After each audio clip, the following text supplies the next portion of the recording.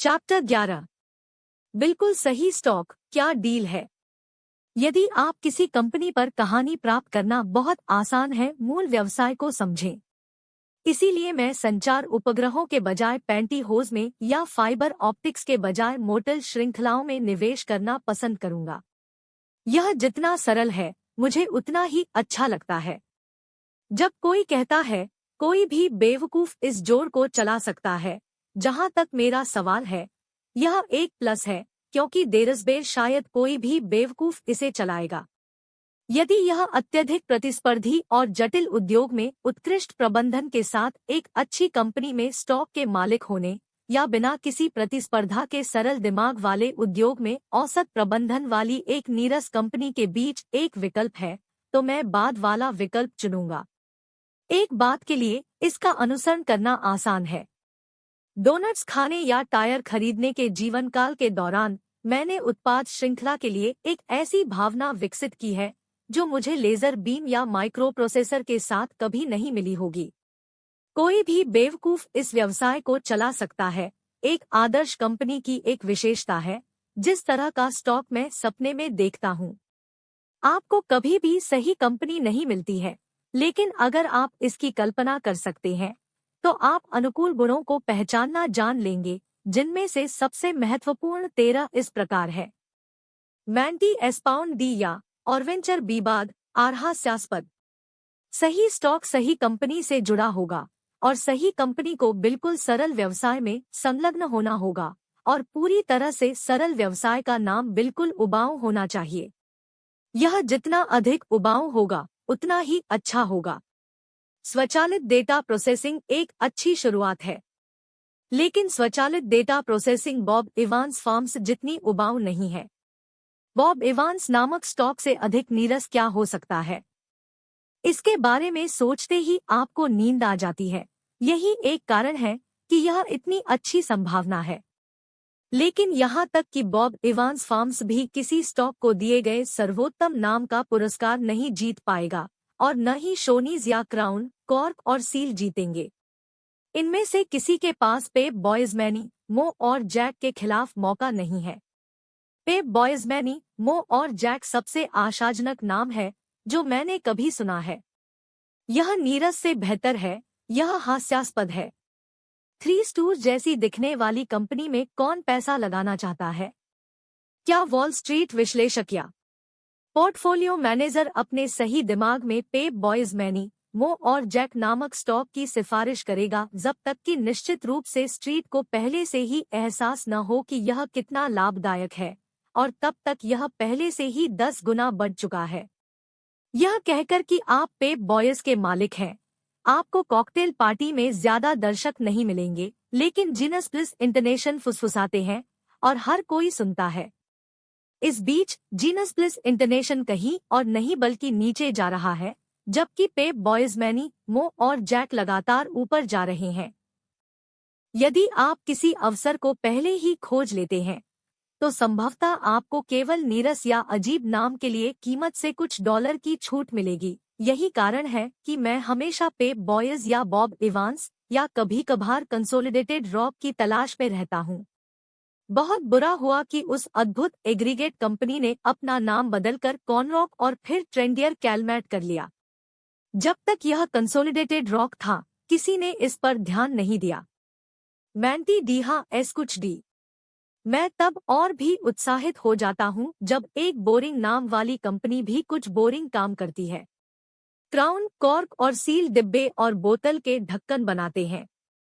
इससे अधिक नीरस बात क्या हो सकती है? आप क्राउन, कॉर्क और सील के सीईओ के साथ साक्षात्कार नहीं देखेंगे। इसमें पत्रिका में ली याकोका के साथ एक साक्षात्कार भी शामिल है, लेकिन यह एक प्लस है।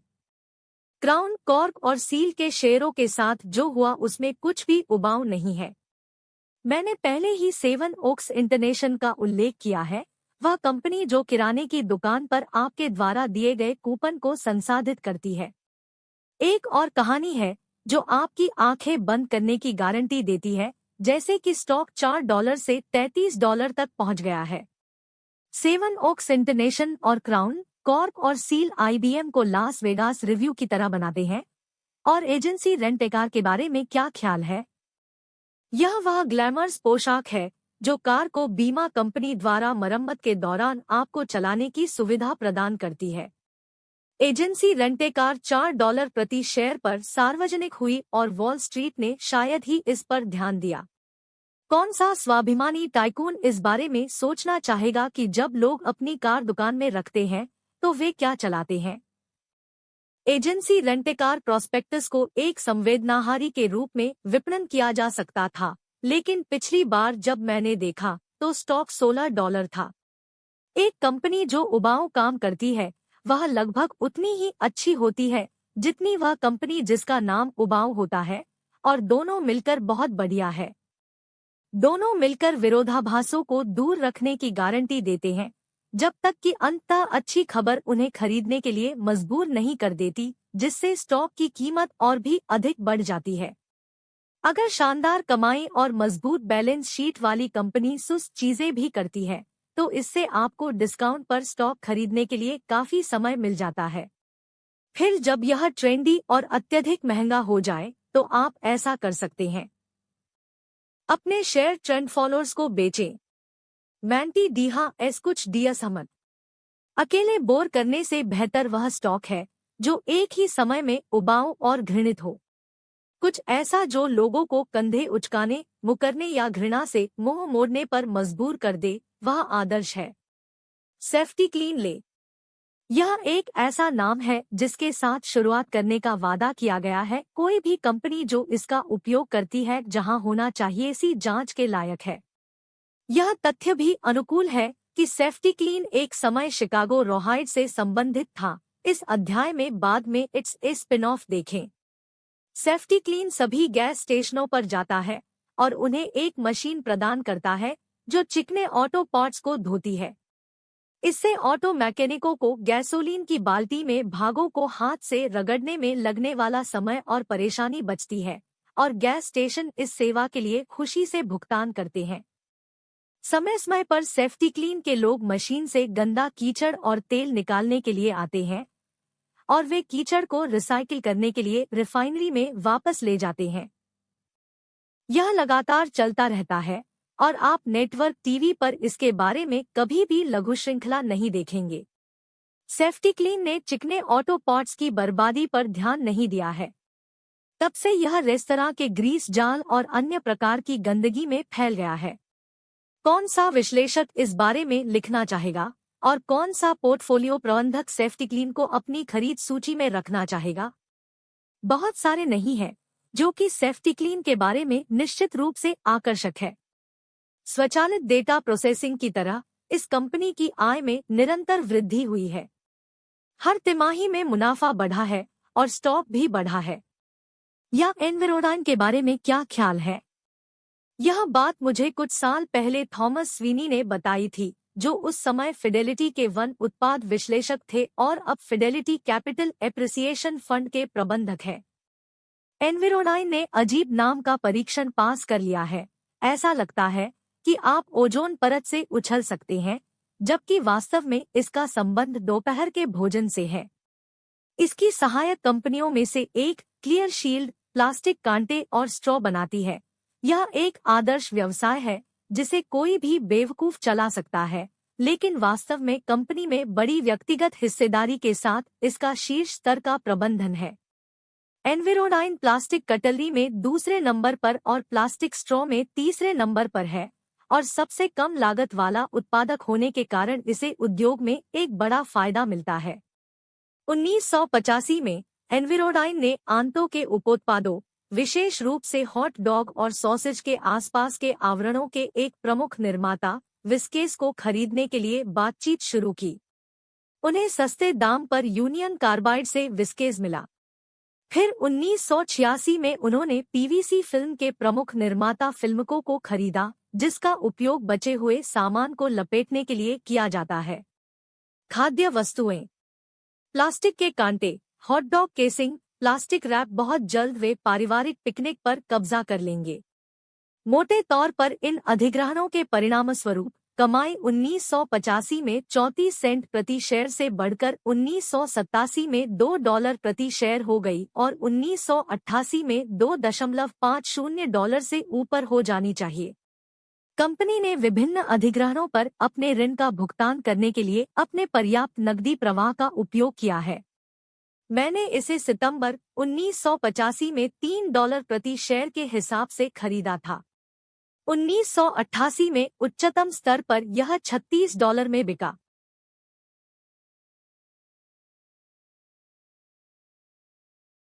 मैंटिएसे स्पिन ऑफ।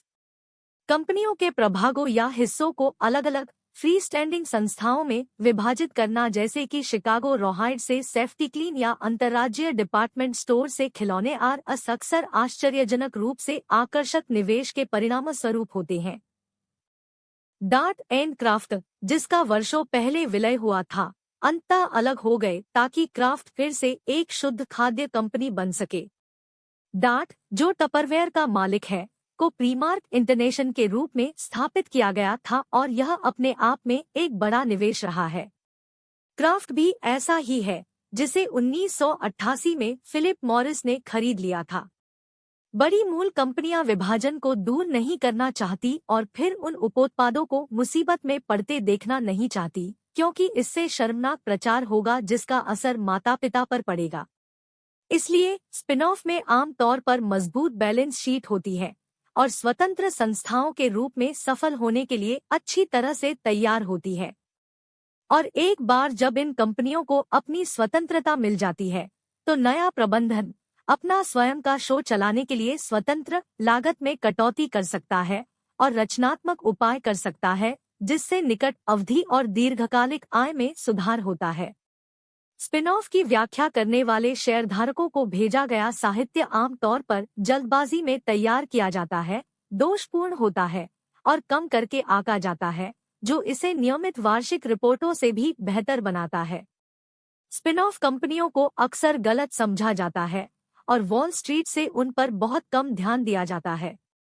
निवेशकों को अक्सर नवनिर्मित कंपनी में मूल कंपनी के मालिक होने के लिए बोनस या लाभांश के रूप में शेयर भेजे जाते हैं और संस्थान विशेष रूप से इन शेयरों को पॉकेट चेंज या पाया गया पैसा कहकर खारिज कर देते हैं। ये स्पिन ऑफ शेयरों के लिए शुभ संकेत है। यह शौकिया शेयरधारक के लिए एक उपजाऊ क्षेत्र है, खासकर विलय और अधिग्रहण के हालिया उन्माद में। जो कंपनियां शत्रुतापूर्ण अधिग्रहणों का लक्ष्य होती हैं, वे अक्सर डिवीजनों को बेचकर या अलग करके हमलावरों से लड़ती हैं, जो बाद में अपने आप में सार्वजनिक रूप से व्यापारिक मुद्दे बन जाते हैं। जब किसी कंपनी का अधिग्रहण किया जाता है, तो उसके हिस्से अक्सर नकदी के लिए बेच दिए जाते हैं और वे भी निवेश करने के लिए अलग अलग संस्थाएं बन जाती है। यदि आप स्पिन ऑफ के बारे में सुनते हैं या यदि आपको किसी नवनिर्मित कंपनी में शेयरों के कुछ अंश भेजे जाते हैं, तो और अधिक खरीदने की तत्काल जांच शुरू करें। स्पिन ऑफ पूरा होने के 1 या 2 महीने बाद आप यह देख सकते हैं कि नए अधिकारियों और निदेशकों के बीच भारी अंदरूनी खरीदारी हो रही है या नहीं। इससे पुष्टि होगी कि वे भी कंपनी की संभावनाओं पर विश्वास करते हैं। सभी में सबसे बड़ी स्पिन ऑफ बेबी बेल कंपनियां थी जो एटीटी के ब्रेकअप में बनाई गई थी: Ameritech, Bell Atlantic, Bell South, NYNEX, Pacific Telesis, Southwestern Bell और यूएस वेस्ट। जबकि मूल कंपनी का प्रदर्शन निराशाजनक रहा है। 7 नवनिर्मित कंपनियों में स्टॉक से औसत लाभ नवंबर 1983 से अक्टूबर 1988 तक 114% था। लाभांश में जोड़े और कुल रिटर्न 170% से अधिक है। यह बाजार को 2 बार हरा देता है और यह आपके द्वारा चलाए जा रहे फंड सहित सभी ज्ञात म्यूचुअल फंडों के बहुमत को पीछे छोड़ देता है। एक बार आजाद होने के बाद 7 क्षेत्रीय कंपनियां कमाई बढ़ाने, लागत में कटौती करने और उच्च मुनाफा कमाने में सक्षम हुई। उन्हें सभी स्थानीय और क्षेत्रीय टेलीफोन व्यवसाय, पीले पन्ने, साथ ही एटीटी द्वारा उत्पन्न लंबी दूरी के प्रत्येक $1 के व्यवसाय के लिए 50 सेंट मिले। यह एक महान जगह थी। वे पहले ही आधुनिक उपकरणों पर भारी खर्च के दौर से गुजर चुके थे, इसलिए उन्हें अतिरिक्त स्टॉक बेचकर शेयरधारकों की इक्विटी को कम नहीं करना पड़ा। और मानव स्वभाव जैसा है, 7 बेबी बेल्स ने आपस में और अपने गौरवान्वित माता पिता माँ बेल के बीच एक स्वस्थ प्रतिस्पर्धा स्थापित की है। इस बीच माँ अपने अत्यधिक लाभदायक पट्टे वाले उपकरण व्यवसाय पर अपनी पकड़ खो रहा था और स्प्रिंट और एमसीआई जैसे नए प्रतिस्पर्धियों का सामना कर रहा था और अपने कंप्यूटर संचालन में भारी नुकसान झेल रहा था। जिन निवेशकों के पास पुराने एटीटी स्टॉक थे, उनके पास निर्णय लेने के लिए 18 महीने थे। करने के लिए वे एटीटी बेच सकते थे और पूरी जटिल गड़बड़ी से निपट सकते थे। वे एटीटी के साथ साथ उन्हें मिलने वाली नई बेबी बेल्स में शेयर और शेयरों के अंश भी रख सकते थे, या वे मूल को बेच सकते थे और बेबी बेल्स रख सकते थे। यदि उन्होंने अपना होमवर्क किया तो उन्होंने एटीटी को बेच दिया, बेबी बेल्स को अपने पास रखा और जितना संभव हो उतने शेयरों के साथ अपनी स्थिति में इजाफा किया। बेबी बेल्स की योजनाओं को समझाते हुए 2.96 मिलियन एटीटी शेयरधारकों को पाउंड की सामग्री भेजी गई। नई कंपनियों ने ठीक वही बताया जो वे करने जा रही थी। एटीटी के 10 लाख कर्मचारी और अनगिनत आपूर्तिकर्ता देख सकते थे कि क्या हो रहा था। शौकिया तौर पर बढ़त कुछ भाग्यशाली लोगों तक ही सीमित है। उस मामले में जिस किसी के पास फोन था वह जानता था कि बड़े बदलाव होने वाले थे। मैंने रैली में भाग लिया, लेकिन केवल मामूली तरीके से। मैंने कभी सपने में भी नहीं सोचा था कि ऐसी रूढ़िवादी कंपनियां इतनी जल्दी इतना अच्छा प्रदर्शन कर सकती हैं। टीवा मैन संस्थानों डी चालू नहीं है W.N मैंटी और द एनालिस्ट डी चालू नहीं एफुल्लू मैंटी। यदि आपको कम या कोई संस्थागत स्वामित्व वाला स्टॉक मिलता है तो आपको एक संभावित विजेता मिल गया है। ऐसी कंपनी ढूंढें जिसमें कोई विश्लेषक कभी नहीं गया हो या जिसके बारे में जानने की बात कोई विश्लेषक स्वीकार नहीं करेगा और आपको दोहरा विजेता मिला है। जब मैं एक कंपनी से बात करता हूं जो मुझे बताती है कि आखिरी विश्लेषक 3 साल पहले आया था, तो मैं मुश्किल से अपना उत्साह रोक पाता हूं। यह अक्सर बैंकों, चोरीणों और बीमा कंपनियों के साथ होता है, क्योंकि इनमें से हजारों हैं और वॉल स्ट्रीट केवल 50 से 100 तक ही टिक पाता है। मैं उन शेयरों के बारे में भी उतना ही उत्साहित हूं जो एक समय लोकप्रिय रहे थे, जिन्हें पेशेवरों ने छोड़ दिया है, क्योंकि कई लोगों ने क्रिसलर को सबसे नीचे और एक्सॉन को सबसे निचले स्थान पर छोड़ दिया था, इससे ठीक पहले कि दोनों ने पलटाव करना शुरू किया। संस्थागत स्वामित्व पर डेटा निम्नलिखित स्रोतों से उपलब्ध है। विकर की संस्थागत होल्डिंग्स गाइड, नेल्सन की निवेश अनुसंधान निर्देशिका, और यह स्पेक्ट्रम सर्वेक्षण CDA इन्वेस्टमेंट टेक्नोलॉजीज का एक प्रकाशन। हालांकि इन प्रकाशनों को ढूंढना हमेशा आसान नहीं होता है। आप इनसे समान जानकारी प्राप्त कर सकते हैं मूल्य रेखा निवेश सर्वेक्षण और S&P स्टॉक शीट से, जिसे टियर शीट भी कहा जाता है। दोनों नियमित रूप से नियमित स्टॉक ब्रोकरों द्वारा प्रदान किए जाते हैं। टीवा आर एवशंभावी मैंटीएस मैन के साथ जुड़ा हुआ है टी में और या MFIA। अपशिष्ट प्रबंधन से अधिक उत्तम उद्योग के बारे में सोचना कठिन है। अगर कोई ऐसी चीज है जो जानवरों के आवरण से अधिक लोगों को परेशान करती है, तो वह है चर्बीयुक्त और गंदी तेल। यह सीवेज और विषाक्त अपशिष्ट डंप है। इसीलिए एक दिन जब ठोस अपशिष्ट अधिकारी मेरे कार्यालय में आए तो मैं बहुत उत्साहित हो गया। वे बूथों और स्लाइडों से सुसज्जित एक ठोस अपशिष्ट सम्मेलन के लिए शहर आए थे। कल्पना करें कि वह कितना आकर्षक रहा होगा।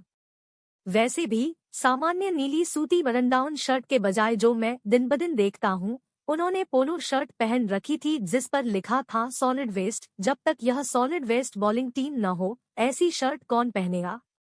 ये ऐसे ही अधिकारी हैं जिनके बारे में आप सपने देखते हैं।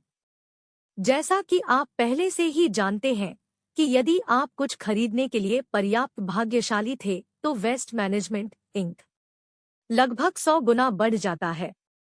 सेफ्टी क्लीन की तुलना में अपशिष्ट प्रबंधन एक बेहतर संभावना है, क्योंकि इसमें 2 अकल्पनीय चीजें हैं, जहरीला कचरा और माफिया भी।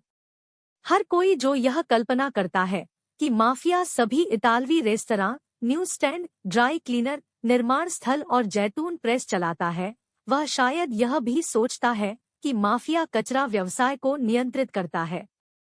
यह शानदार दावा अपशिष्ट प्रबंधन में शेयरों के शुरुआती खरीदारों के लिए एक बड़ा लाभ था, जो हमेशा की तरह वास्तविक अवसर के सापेक्ष कम कीमत पर थे। शायद अपशिष्ट प्रबंधन में माफिया की अफवाहों ने उन्हीं निवेशकों को दूर रखा जो होटल कैसीनो प्रबंधन में माफिया के बारे में चिंतित थे। उन खतरनाक कैसीनो शेयरों को याद करें जो अब हर किसी की खरीद सूची में है। सम्मानित निवेशकों को उन्हें छूना नहीं चाहिए था क्योंकि कैसीनो कथित तौर पर माफिया थे। फिर कमाई में विस्फोट हुआ और मुनाफा भी बढ़ा और माफिया पृष्ठभूमि में फीका पड़ गया। जब हॉलिडे इन और हिल्टन कैसीनो व्यवसाय में उतरे तो अचानक कैसीनो शेयरों का मालिक बनना ठीक हो गया। यहाँ है इस कुछ डी के बारे में व्यक्त करना मैंडी।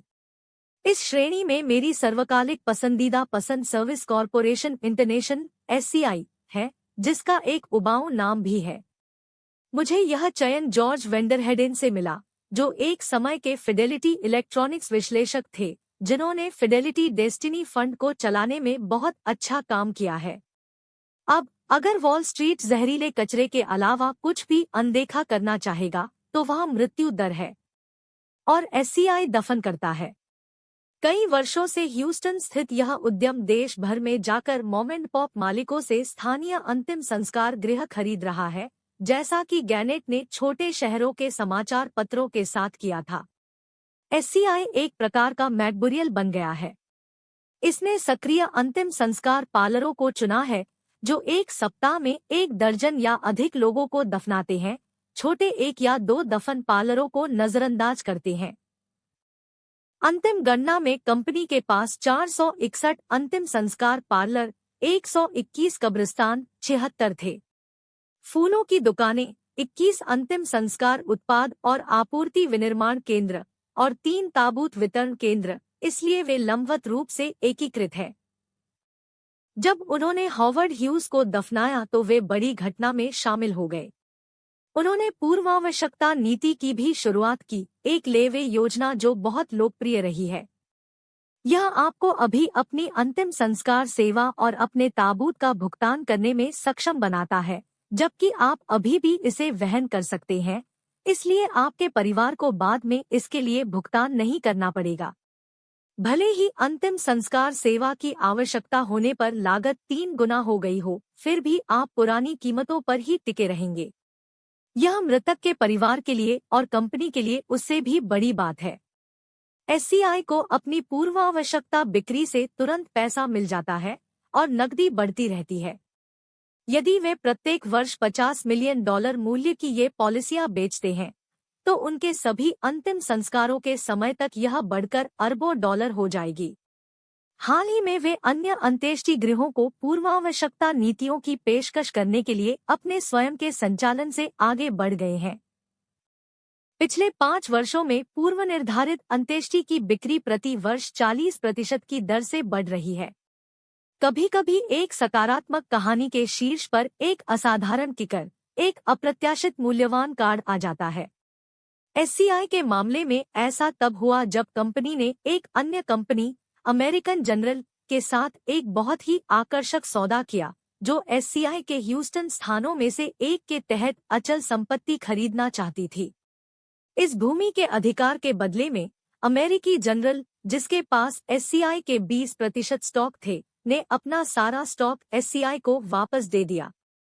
SCI ने न केवल बिना किसी लागत के अपने 20% शेयर पुनः प्राप्त कर लिए, बल्कि उसे 2 साल तक पुराने स्थान पर अंतिम संस्कार गृह का संचालन जारी रखने की अनुमति दी गई, जब तक कि वह ह्यूस्टन में एक अलग स्थान पर एक नया घर नहीं खोल लेता। इस कंपनी के बारे में सबसे अच्छी बात यह है कि अधिकांश पेशेवर निवेशकों ने वर्षों तक इससे दूरी बनाए रखी। एक अविश्वसनीय रिकॉर्ड के बावजूद SCI अधिकारियों को लोगों से अपनी कहानी सुनने के लिए प्रार्थना करने के लिए काफिले पर बाहर जाना पड़ा।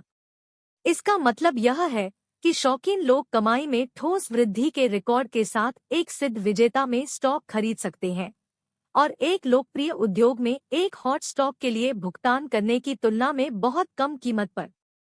यह बिल्कुल सही मौका था, सब कुछ काम कर रहा था, आप इसे होते हुए देख सकते थे। कमाई बढ़ती जा रही थी, तेजी से विकास हो रहा था और लगभग कोई कर्ज नहीं था और वॉल स्ट्रीट दूसरी तरफ मुड़ गया। केवल 1986 में एससीआई ने संस्थानों के बीच एक बड़ा अनुयायी विकसित किया, जिनके पास अब 50% से अधिक शेयर है और अधिक विश्लेषकों ने कंपनी को कवर करना शुरू कर दिया। एससीआई द्वारा वॉल स्ट्रीट का पूरा ध्यान आकर्षित करने से पहले अनुमानित रूप से यह स्टॉक 20% था, लेकिन तब से इसने बाजार में काफी कमजोर प्रदर्शन किया है। उच्च संस्थागत स्वामित्व और दलालों द्वारा व्यापक कवरेज के बोझ के अलावा कंपनी को पिछले कुछ वर्षों में कास्केट में प्रवेश करने से नुकसान हुआ है।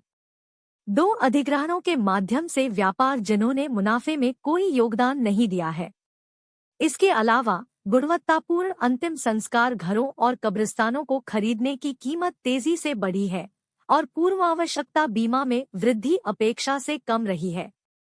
मैंटियस ए एनहेजिरोथ में उद्योग। बहुत से लोग उच्च विकास वाले उद्योग में निवेश करना पसंद करते हैं, जहां बहुत अधिक शोर और रोष है। मुझे नहीं। मैं प्लास्टिक चाकू और कांटे जैसे कम विकास वाले उद्योग में निवेश करना पसंद करता हूं, लेकिन केवल तभी जब मुझे अंत्येष्टि जैसे कोई विकास रहित उद्योग नहीं मिल पाता। यहीं पर सबसे बड़े विजेता विकसित होते हैं। एक रोमांचकारी उच्च विकास उद्योग के बारे में शेयरों को नीचे जाते हुए देखने के अलावा कुछ भी रोमांचक नहीं है। 1950 के दशक में कालीन, 1960 के दशक में इलेक्ट्रॉनिक्स, 1980 के दशक में कंप्यूटर, सभी रोमांचक उच्च विकास उद्योग थे, जिनमें कई बड़ी और छोटी कंपनियां लंबे समय तक समृद्ध होने में असफल रहीं। ऐसा इसलिए है क्योंकि गर्म उद्योग में हर एक उत्पाद के लिए हजारों एमआईटी स्नातक यह पता लगाने की कोशिश कर रहे हैं कि इसे ताइवान में कैसे सस्ता बनाया जाए। जैसे ही एक कंप्यूटर कंपनी दुनिया में सबसे अच्छा वर्ड प्रोसेसर डिजाइन करती है, 10 अन्य प्रतिस्पर्धी बेहतर डिजाइन तैयार करने के लिए $100 मिलियन खर्च कर रहे हैं और यह 8 महीनों में बाजार में होगा। बोतल के ढक्कन, कूपन क्लिपिंग सेवाओं, तेलड्रम पुनर्प्राप्ति या मोटेल श्रृंखलाओं के साथ ऐसा नहीं होता है। एससीआई को इस तथ्य से मदद मिली कि अंतिम संस्कार उद्योग में लगभग कोई वृद्धि नहीं हुई है। इस देश में दफनाने के कारोबार में सालाना 1% की वृद्धि हो रही है, जो कंप्यूटर में काम करने वाले लोगों के लिए बहुत धीमी है।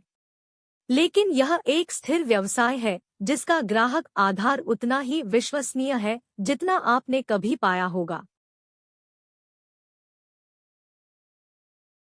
बिना विकास वाले उद्योग में, विशेष रूप से वह उद्योग जो उबाऊ है और लोगों को परेशान करता है, प्रतिस्पर्धा में कोई समस्या नहीं है। आपको संभावित प्रतिद्वंद्वियों से अपने पार्श्वों की रक्षा करने की आवश्यकता नहीं है, क्योंकि किसी और की इसमें रुचि नहीं होगी। यह आपको बाजार हिस्सेदारी हासिल करने के लिए आगे बढ़ने की छूट देता है, जैसा कि एससीआई ने दफनाने के साथ किया है। एससीआई के पास पहले से ही देश के 5% अंत्येष्टि गृहों का स्वामित्व है और उन्हें 10% या 15% का स्वामित्व लेने से कोई नहीं रोक सकता है। वाटन का स्नातक वर्ग एससीआई को चुनौती नहीं देना चाहेगा और आप निवेश बैंकिंग फर्मों में अपने दोस्तों को यह नहीं बता सकते हैं कि आपने गैस स्टेशनों से गंदा तेल उठाने में विशेषज्ञता हासिल करने का फैसला किया है। मैंटियस GOTAN चीजें। मैं 20th सेंचुरी फॉक्स के बजाय एक स्थानीय रॉक पिट का मालिक बनना पसंद करूंगा, क्योंकि एक फिल्म कंपनी अन्य फिल्म कंपनियों के साथ प्रतिस्पर्धा करती है और रॉक पिट का एक विशेष स्थान होता है। 20th सेंचुरी फॉक्स को यह तब समझ में आया जब उसने पेबल बीच और उसके साथ रॉक पिट खरीदा। निश्चित रूप से एक आभूषण व्यवसाय के मालिक होने की तुलना में रॉक पिट का मालिक होना अधिक सुरक्षित है। यदि आप आभूषण व्यवसाय में हैं, तो आप पूरे शहर, राज्य भर और यहां तक कि विदेश के अन्य आभूषण विक्रेताओं के साथ प्रतिस्पर्धा कर रहे हैं, क्योंकि छुट्टियां मनाने वाले लोग कहीं भी आभूषण खरीद सकते हैं और इसे घर ला सकते हैं। लेकिन अगर आपको ब्रुकलिन में एकमात्र बजरी का गड्ढा मिला है, तो आपको एक आभासी एकाधिकार मिल गया है, साथ ही रॉक गड्ढों की अलोकप्रियता की अतिरिक्त सुरक्षा भी मिल गई है। अंदरूनी सूत्र इसे समग्र व्यवसाय कहते हैं, लेकिन ऊंचा नाम भी इस तथ्य को नहीं बदलता है कि चट्टानें, रेत और बजरी स्वाभाविक रूप से उतने ही बेकार है जितना आप प्राप्त कर सकते हैं। यह विरोधाभास है। एक साथ मिलाने पर सामान संभवतः $3 प्रति टन पर बिकता है। एक गिलास संतरे के रस की कीमत के लिए आप आधा टन समुच्चय खरीद सकते हैं, जिसे यदि आपके पास एक ट्रक है तो आप घर ले जा सकते हैं और अपने लॉन में डंप कर सकते हैं।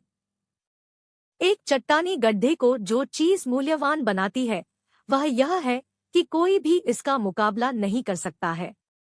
दो शहरों के निकटतम प्रतिद्वंद्वी मालिक अपने चट्टानों को आपके क्षेत्र में नहीं ले जा रहे हैं क्योंकि ट्रकिंग बिल उसका सारा लाभ खा जाएगा।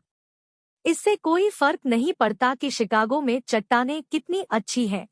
कोई भी शिकागो रॉकपिट मालिक कभी भी ब्रुकलिन या डेट्रॉइट में आपके क्षेत्र पर आक्रमण नहीं कर सकता है।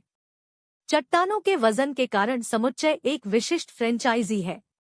इसकी सुरक्षा के लिए आपको 1 दर्जन वकीलों को भुगतान करने की जरूरत नहीं है। किसी कंपनी या उसके शेयरधारकों के लिए विशेष फ्रेंचाइजी के मूल्य को बढ़ा-चढ़ाकर बताने का कोई तरीका नहीं है। इनको आज दुनिया में निकल का सबसे बड़ा उत्पादक है और 50 वर्षों में यह दुनिया का सबसे बड़ा उत्पादक होगा। एक बार जब मैं यूटा में बिंघम पिट तांबे की खदान के किनारे पर खड़ा था और उस प्रभावशाली गुफा को देख रहा था तो मुझे लगा कि जापान या कोरिया में कोई भी बिंघम पिट का आविष्कार नहीं कर सकता है। एक बार जब आपको किसी भी चीज में विशेष फ्रेंचाइजी मिल जाती है तो आप कीमतें बढ़ा सकते हैं। रॉक पिट के मामले में आप कीमतें इस बिंदु से नीचे तक बढ़ा सकते हैं कि अगले रॉक पिट का मालिक आपके साथ प्रतिस्पर्धा करने के बारे में सोचना शुरू कर दे। वह उसी पद्धति से अपनी कीमतें तय कर रहा है। इसके अलावा आपको अपने अर्थ मूवर्स और रॉक क्रशर के मूल्यह्रास पर बड़ी कर छूट मिलती है। साथ ही आपको खनिज कमी भत्ता भी मिलता है जो एक्सॉन और अटलांटिक रिचफील्ड को अपने स्वयं के तेल और गैस भंडार के लिए मिलता है। मैं चट्टान के गड्ढे के कारण किसी के दिवालिया होने की कल्पना नहीं कर सकता। इसलिए यदि आप अपना स्वयं का रॉक पिट नहीं चला सकते हैं तो अगली सबसे अच्छी चीज Vulcan Materials, Calmat, Boston Sand and Gravel, Dravo और फ्लोरिडा रॉक जैसी कुलोत्पादक कंपनियों में शेयर खरीदना है। जब मार्टिन मैरिएटा, जनरल डायनेमिक्स या एशलैंड जैसी बड़ी कंपनियां अपने व्यवसाय के विभिन्न हिस्सों को बेचती हैं तो वे हमेशा खराब स्थिति में रहती है। मैं हमेशा नीचे की तलाश में रहता हूँ। आदर्श कंपनी के पास एक होना ही चाहिए। वॉरेन बफेट ने न्यू बेडफोर्ड में एक कपड़ा मिल का अधिग्रहण करके शुरुआत की।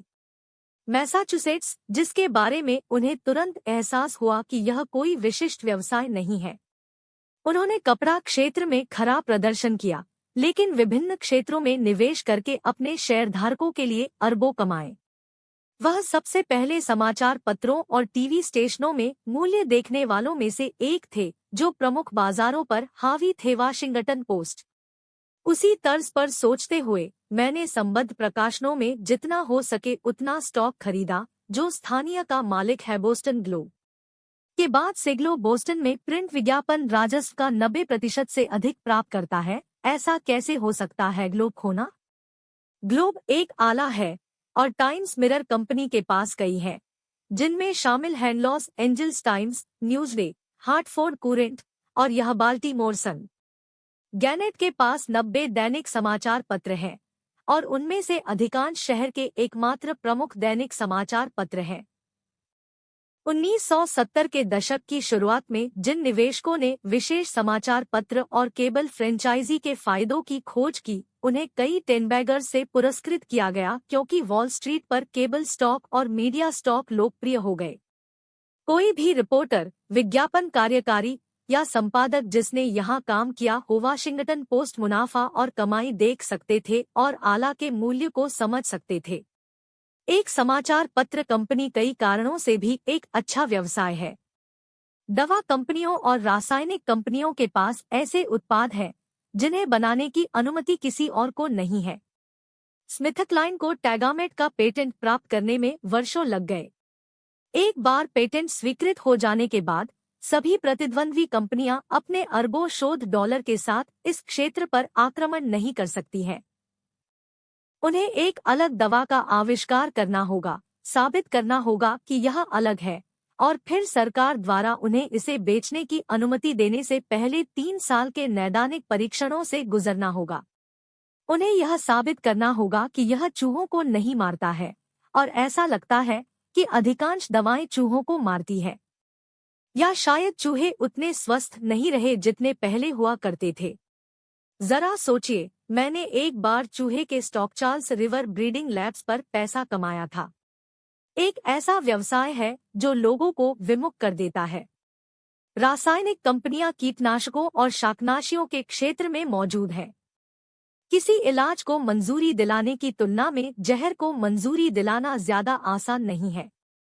एक बार जब आपके पास किसी कीटनाशक या शाकनाशी पर पेटेंट और संघीय मंजूरी मिल जाती है, तो आपके पास पैसे कमाने की मशीन हो जाती है। मोनसेंटो के पास आज कई है। रोबिटसन या टाइलेनॉल, कोका कोला या मालबोरो जैसे ब्रांड नाम लगभग उतने ही अच्छे हैं जितने अच्छे हैं। शीतल पेय या खांसी की दवा में जनता का विश्वास विकसित करने में बड़ी लागत आती है। पूरी प्रक्रिया में वर्षों लग जाते हैं। पीलोग एच करने के लिए कखें बीघर जाओ मैंटी। मैं खिलौने बनाने वाली कंपनी की बजाय ऐसी कंपनी में निवेश करना पसंद करूंगा जो दवाएं, शीतल पेय, रेजर ब्लेड या सिगरेट बनाती हो। खिलौना उद्योग में कोई भी ऐसा कर सकता है। एक अद्भुत गुड़िया बनाएं जो हर बच्चे के पास होनी चाहिए, लेकिन प्रत्येक बच्चे को केवल एक ही मिलती है। 8 महीने बाद उस उत्पाद को अलमारियों से हटा दिया जाता है ताकि बच्चों के पास मौजूद नवीनतम गुड़िया के लिए जगह बनाई जा सके जिसे किसी और ने निर्मित किया है। जब चारों ओर इतना स्थिर व्यवसाय है, तो अस्थिर खरीदारी पर जोखिम क्यों उठाएं? मैंटियस ए मिंसेर ऑफ टी प्रौद्योगिकी। अंतिम मूल्य युद्ध में जीवित रहने के लिए संघर्ष करने वाली कंप्यूटर कंपनियों में निवेश करने के बजाय ऐसी कंपनी में निवेश क्यों न करें जो मूल्य युद्ध से लाभ उठाती है, जैसे कि स्वचालित डेटा प्रोसेसिंग। जैसे जैसे कंप्यूटर सस्ते होते जा रहे हैं, स्वचालित डेटा अपना काम सस्ता कर सकता है और इस प्रकार अपना मुनाफा बढ़ा सकता है। या स्वचालित स्कैनर बनाने वाली कंपनी में निवेश करने के बजाय स्कैनर स्थापित करने वाले सुपरमार्केट में निवेश क्यों न करें? यदि एक स्कैनर किसी सुपरमार्केट कंपनी को लागत में केवल 3% की कटौती करने में मदद करता है, तो वह अकेले ही कंपनी की कमाई को दोगुना कर सकता है। टीवा मैन एसआईडीज ए दोबारा 20 साल। किसी स्टॉक की संभावित सफलता के लिए इससे बेहतर संकेत कोई नहीं हो सकता कि कंपनी के लोग उसमें अपना पैसा लगा रहे हैं। सामान्य तौर पर कॉरपोरेट अंदरूनी सूत्र शुद्ध विक्रेता होते हैं और वे आम तौर पर अपने द्वारा खरीदे गए प्रत्येक शेयर पर 2.3 शेयर बेचते हैं। अगस्त से अक्टूबर 1987 तक 1000 अंकों की गिरावट के बाद यह जानकर तसल्ली हुई कि बोर्ड भर के अंदरूनी सूत्रों द्वारा बेचे गए प्रत्येक शेयर पर 4 शेयर खरीदे गए थे। कम से कम उन्होंने अपना विश्वास नहीं खोया था। जब अंदरूनी लोग पागलों की तरह खरीदारी कर रहे हों, तो आप निश्चिंत हो सकते हैं कि कम से कम कंपनी अगले 6 महीनों में दिवालिया नहीं होगी।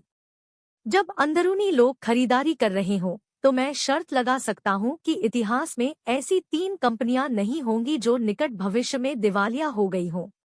दीर्घकालिक एक और महत्वपूर्ण लाभ है। जब प्रबंधन के पास स्टॉक होता है, तो शेयरधारकों को पुरस्कृत करना पहली प्राथमिकता बन जाती है, जबकि जब प्रबंधन केवल वेतन चेक एकत्र करता है, तो वेतन बढ़ाना पहली प्राथमिकता बन जाती है। चूंकि बड़ी कंपनियां अधिकारियों को बड़ा वेतन देती हैं, इसलिए कॉरपोरेट वेतन भोगियों के लिए किसी भी कीमत पर व्यवसाय का विस्तार करने की स्वाभाविक प्रवृत्ति होती है, जो अक्सर शेयरधारकों के नुकसान के लिए होती है। ऐसा तब कम होता है जब प्रबंधन शेयरों में भारी निवेश करता है। हालांकि $1 मिलियन वेतन वाले सीईओ या कॉरपोरेट अध्यक्ष के लिए कंपनी के स्टॉक के कुछ हजार शेयर खरीदना एक अच्छा संकेत है। यह तब और अधिक महत्वपूर्ण होता है जब निचले स्तर के कर्मचारी अपने पदों में वृद्धि करते हैं। यदि आप $45,000 वार्षिक वेतन वाले किसी व्यक्ति को $10,000 मूल्य का स्टॉक खरीदते हुए देखते हैं, आप निश्चिंत हो सकते हैं कि यह एक सार्थक विश्वास मत है। यही कारण है कि मैं राष्ट्रपति द्वारा 5,000 शेयर खरीदने के बजाय 7 उपाध्यक्षों को 1,000 शेयर खरीदना पसंद करूंगा। यदि अंदरूनी सूत्रों द्वारा खरीदे जाने के बाद स्टॉक की कीमत गिर जाती है, तो आपके पास इसे उनकी तुलना में सस्ते में खरीदने का मौका होता है, तो यह आपके लिए उतना ही बेहतर होगा। अंदरूनी खरीदारी पर नजर रखना आसान है। हर बार जब कोई अधिकारी या निदेशक शेयर खरीदता या बेचता है, तो उसे इसे फॉर्म 4 पर घोषित करना होता है और तथ्य की सलाह देते हुए फॉर्म को प्रतिभूति और विनिमय आयोग को भेजना होता है। सहित कई न्यूज़लेटर सेवाविकर की साप्ताहिक अंदरूनी सूत्र रिपोर्ट और अंदरूनी सूत्र इन फाइलिंग्स पर नजर रखें। बैरन का वॉल स्ट्रीट जर्नल और निवेशक का दैनिक जानकारी भी ले जाएं। कई स्थानीय व्यावसायिक समाचार पत्र स्थानीय कंपनियों पर अंदरूनी व्यापार पर रिपोर्ट। मुझे पता है बोस्टन बिजनेस जर्नल ऐसा कॉलम है। आपका ब्रोकर भी जानकारी प्रदान करने में सक्षम हो सकता है, या आप पा सकते हैं कि आपकी स्थानीय लाइब्रेरी न्यूज़लेटर्स की सदस्यता लेती है। इसमें अंदरूनी खरीद फरोख्त का एक सारणी भी है। मान रेखा प्रकाशन अंदरूनी बिक्री का आमतौर पर कोई मतलब नहीं होता है और इस पर प्रतिक्रिया करना मूर्खतापूर्ण है। यदि कोई स्टॉक $3 से $12 तक चला गया था और 9 अधिकारी बेच रहे थे, तो मैं नोटिस लूंगा, खासकर यदि वे अपने अधिकांश शेयर बेच रहे थे। लेकिन सामान्य तौर पर किसी कंपनी के अंदर अंदरूनी बिक्री करना किसी कंपनी के भीतर परेशानी का स्वचालित संकेत नहीं है। कई कारण हैं कि अधिकारी बेच सकते हैं। उन्हें अपने बच्चों की ट्यूशन का भुगतान करने या नया घर खरीदने या कर्ज चुकाने के लिए पैसे की आवश्यकता हो सकती है। हो सकता है कि उन्होंने ऐसा करने का फैसला किया हो अन्य शेयरों में विविधता लाएं। लेकिन अंदरूनी सूत्रों द्वारा खरीदारी करने का केवल एक ही कारण है, उन्हें लगता है कि स्टॉक की कीमत कम आंकी गई है और अंततः बढ़ जाएगी। टीवा सी कंपनी मैं इस बीघर जाओ बीएसी के एस खरगोश। शेयर वापस खरीदना किसी कंपनी द्वारा अपने निवेशकों को पुरस्कृत करने का सबसे सरल और सबसे अच्छा तरीका है। यदि किसी कंपनी को अपने भविष्य पर भरोसा है, तो उसे शेयरधारकों की तरह खुद में निवेश क्यों नहीं करना चाहिए? कंपनी द्वारा बड़े पैमाने पर शेयर बायबैक की घोषणा के बाद 20 अक्टूबर 1987 को कई शेयरों की गिरावट पर ब्रेक लगा और बाजार में घबराहट के चरम पर स्थिर हो गया। लंबी अवधि में ये बायबैक निवेशकों को पुरस्कृत करने में मदद नहीं कर सकते। जब कंपनी द्वारा स्टॉक खरीदा जाता है, तो इसे प्रचलन से बाहर कर दिया जाता है, जिससे बकाया शेयरों की संख्या कम हो जाती है। इसका प्रति शेयर आय पर जादुई प्रभाव पड़ सकता है, जिसके परिणामस्वरूप स्टॉक की कीमत पर जादुई प्रभाव पड़ता है। यदि कोई कंपनी अपने आधे शेयर वापस खरीद लेती है और उसकी कुल आय समान रहती है, तो प्रति शेयर आय दोगुनी हो जाती है। कुछ कंपनियां लागत में कटौती या अधिक विजेट बेचकर उस तरह का परिणाम प्राप्त कर सकती हैं। एक्सॉन शेयरों में खरीदारी कर रहा है क्योंकि यह तेल के लिए ड्रिलिंग से सस्ता है। एक्सॉन को नया तेल खोजने में प्रति बैरल $6 का खर्च आ सकता है, लेकिन यदि उसका प्रत्येक शेयर तेल संपत्ति में $3 प्रति बैरल का प्रतिनिधित्व करता है, तो सेवानिवृत्त शेयरों का न्यूयॉर्क स्टॉक एक्सचेंज के फर्श पर $3 प्रति बैरल की खोज के समान प्रभाव पड़ता है। यह समझदारीपूर्ण अभ्यास हाल तक लगभग अनसुना था। 1960 के दशक में international dairy queen share buyback में अग्रणी में से एक थी, लेकिन कुछ अन्य लोग भी थे जिन्होंने इसका अनुसरण किया। रमणीय क्राउन, कॉर्क और सील में वे पिछले 20 वर्षों से हर साल शेयर वापस खरीदते हैं। वे कभी भी लाभांश का भुगतान नहीं करते हैं और वे कभी भी लाभहीन अधिग्रहण नहीं करते हैं, लेकिन शेयरों को सिकोड़कर उन्होंने कमाई से अधिकतम प्रभाव प्राप्त किया है। यदि ऐसा ही चलता रहा, तो किसी दिन क्राउन, कॉर्क और सील के 1000 शेयर होंगे जिनकी कीमत $10 मिलियन होगी। टेलीडाइन में चेयरमैन हेनरी ई सिंगलटन समय पर स्टॉक एक्सचेंज पर बोली की तुलना में बहुत अधिक कीमत पर स्टॉक खरीदने की पेशकश करते हैं। जब टेलीडाइन $5 में बेच रहा था तो उसने $7 का भुगतान किया होगा, और जब स्टॉक $10 पर था तब वह $14 का भुगतान कर रहा था, इत्यादि। पूरे समय उन्होंने शेयरधारकों को शानदार प्रीमियम पर बाहर निकलने का मौका दिया। टेलीडाइन के विश्वास का यह व्यावहारिक प्रदर्शन वार्षिक रिपोर्ट में दिए गए विशेषणों की तुलना में अधिक ठोस है। शेयरों को वापस खरीदने के सामान्य विकल्प हैं: 1. लाभांश बढ़ाना, नए उत्पाद विकसित करना, 3. नए परिचालन शुरू करना, और 4. अधिग्रहण करना। जिलेट ने अंतिम 3 पर जोर देते हुए सभी 4 करने की कोशिश की। जिलेट के पास एक शानदार लाभदायक रेजर व्यवसाय है, जो कम लाभदायक संचालन प्राप्त करने के कारण धीरे धीरे सापेक्ष आकार में कम हो गया। यदि कंपनी ने नियमित रूप से अपने शेयरों को वापस खरीदा होता और अपनी पूंजी को सौंदर्य प्रसाधन सामग्री, ballpoint pen, cigarette lighter, curler, blender, कार्यालय उत्पाद, टूथब्रश, बालों की देखभाल, डिजिटल घड़ियों और कई अन्य विविधताओं में लगाने के बजाय अपना लाभांश बढ़ाया होता, स्टॉक का मूल्य वर्तमान $35 के बजाय $100 से अधिक हो सकता है। पिछले 5 वर्षों में जिलेट परिचालन घाटे को खत्म करके और अपने मुख्य शेविंग व्यवसाय पर जोर देकर पटरी पर वापस आ गया है, जहां यह बाजार पर हावी है। शेयरों को वापस खरीदने के विपरीत अधिक शेयर जोड़ना है, जिसे डाइल्यूटिंग भी कहा जाता है। इंटरनेशनल हार्वेस्टर, जो अब नेविस्टार है, ने कृषि उपकरण व्यवसाय के पतन के कारण उत्पन्न वित्तीय संकट से बचने में मदद करने के लिए नकदी जुटाने के लिए लाखों अतिरिक्त शेयर बेचे। चार्ट देखें। याद रखें, क्रिसलर ने बिल्कुल विपरीत किया था। स्टॉक और स्टॉक वारंट को वापस खरीदना और व्यवसाय में सुधार होने पर बकाया शेयरों की संख्या कम करना। चार्ट देखें। नेविस्टार एक बार फिर से एक लाभदायक कंपनी है, लेकिन असाधारण गिरावट के कारण कमाई पर न्यूनतम प्रभाव पड़ा है और शेयरधारकों को अभी तक किसी भी महत्वपूर्ण रिकवरी से लाभ नहीं हुआ है। डिग्री सबसे महानतम कंपनी। यदि मैं एक ऐसे गौरवशाली उद्यम का सपना देख सकता हूं जो अपशिष्ट प्रबंधन, पेप बॉयज, सेफ्टी क्लीन, रॉक पिट्स और बोतल कैप्स के सभी सबसे खराब तत्वों को जोड़ता है, तो यह काजुन क्लींजर होगा। काजुन क्लींजर्स उपोष्णकटिबंधीय आर्द्रता के शिकार फर्नीचर, दुर्लभ किताबों और पर्दे से फफूंदी के दाग हटाने के उबाऊ व्यवसाय में लगा हुआ है। यह लुइसियाना बायोफीडबैक का हालिया स्पिन ऑफ है। इसका मुख्यालय लुइसियाना की खाड़ी में स्थित है और वहां पहुंचने के लिए आपको 2 बार विमान बदलना होगा, फिर हवाई अड्डे से ले जाने के लिए एक पिकअप ट्रक किराए पर लेना होगा। न्यूयॉर्क या बोस्टन से किसी भी विश्लेषक ने कभी भी काजुन क्लींजर्स का दौरा नहीं किया, न ही किसी संस्थान ने एक भी शेयर खरीदा है। कॉकटेल पार्टी में काजुन क्लींजर का जिक्र करें और जल्द ही आप खुद से बात करने लगेंगे। सुनने में हर किसी को यह हास्यास्पद लगता है। बेयस और ओजार्क्स के माध्यम से तेजी से विस्तार करते हुए काजुन क्लींजर्स की अविश्वसनीय बिक्री हुई है। ये बिक्री जल्द ही तेज हो जाएगी क्योंकि कंपनी को हाल ही में एक नए जेल पर पेटेंट मिला है जो कपड़े, फर्नीचर, कालीन, बाथरूम टाइल्स और यहां तक कि एल्यूमीनियम साइडिंग से सभी प्रकार के दाग हटा देता है। पेटेंट काजुन को वह स्थान देता है जिसकी उसे तलाश थी।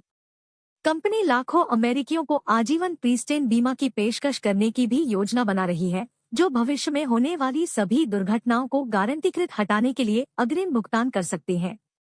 ऑफ बैलेंस शीट राजस्व में जल्द ही भारी मात्रा में पैसा आने वाला है। एल्विस को जीवित मानने वाली पत्रिकाओं को छोड़कर किसी भी लोकप्रिय पत्रिका ने काजुन और उसके नए पेटेंट का उल्लेख नहीं किया है। 7 साल पहले सार्वजनिक पेशकश में स्टॉक $8 पर खुला और जल्द ही $10 तक पहुंच गया। उस कीमत पर महत्वपूर्ण कॉरपोरेट निदेशकों ने उतने शेयर खरीदे जितने वे खरीद सकते थे। मैंने काजुन के बारे में अपने एक दूर के रिश्तेदार से सुना है, जो कसम खाता है कि सीलन भरी कोठरियों में लंबे समय तक रखे चमड़े के जैकेटों से फफूंदी हटाने का यही एकमात्र तरीका है। मैंने कुछ शोध किया और पाया कि पिछले 4 वर्षों में काजुन की कमाई में 20% की वृद्धि दर रही है। इसकी तिमाही में कभी गिरावट नहीं हुई, बैलेंस शीट पर कोई कर्ज नहीं है और पिछली मंदी में इसने अच्छा प्रदर्शन किया। मैंने कंपनी का दौरा किया और पाया कि कोई भी प्रशिक्षित क्रस्टेशियन जेल के निर्माण की देखरेख कर सकता है। मेरे द्वारा काजून क्लींजर्स खरीदने का निर्णय लेने से एक दिन पहले प्रसिद्ध अर्थशास्त्री हेनरी कॉफमैन ने भविष्यवाणी की थी कि ब्याज दरें बढ़ रही हैं और फिर फेडरल रिजर्व के प्रमुख एक गेंदबाजी गली में लेन पर फिसल जाते हैं और उनकी पीठ में चोट लग जाती है। दोनों मिलकर बाजार में 15% की गिरावट आई और इसके साथ काजून क्लींजर भी मुझे $7.50 पर मिलता है, जो कि निर्देशकों द्वारा दिए जाने वाले भुगतान से $2.50 कम है। काजून क्लींजर्स की यही स्थिति है। मुझे मत काटो। मैं सपने देख रहा हूँ।